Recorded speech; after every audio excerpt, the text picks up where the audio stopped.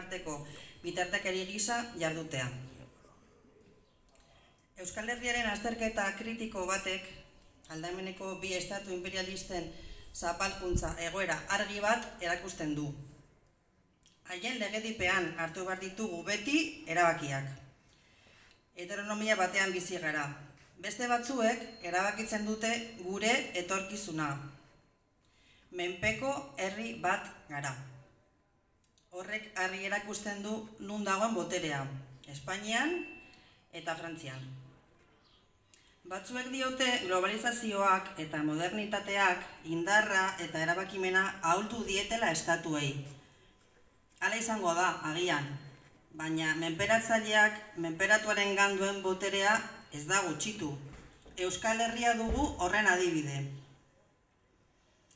Hori ikusirazi nahiko genieke gure herrikidei. Zapaltzaileak demokrazia itxurarekin mozorrotzen dute euren indarkeria, noski ezin dute beti agerian utzi. Eta ustezko demokrazia horrek gutxitzen du askatasun desioa.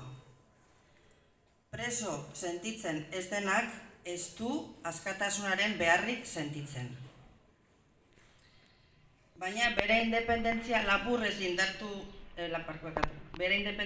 indarrez lapurtu zaion eta zapalkuntzan bizi den herri batean ez dago inoiz demokraziarik. Gure herriaren askatasuna da horretarako baldintza ezinbestekoa. Dudarik ez dugu intelektualen artean askok argi ikusten duzuela herri honen mendetako askatasun eza. Baita ura berreskuratzeko grina ere. Baina azken hau apaltzen doa, nolabaiteko etxipenean erortzen. Zuek intelektualok herriarekiko eragin botere bat duzue ideien hedapenen bidez. Baita zapalkuntzaren aurkako kontzientzia kritikoa sortzeko ahalmena ere.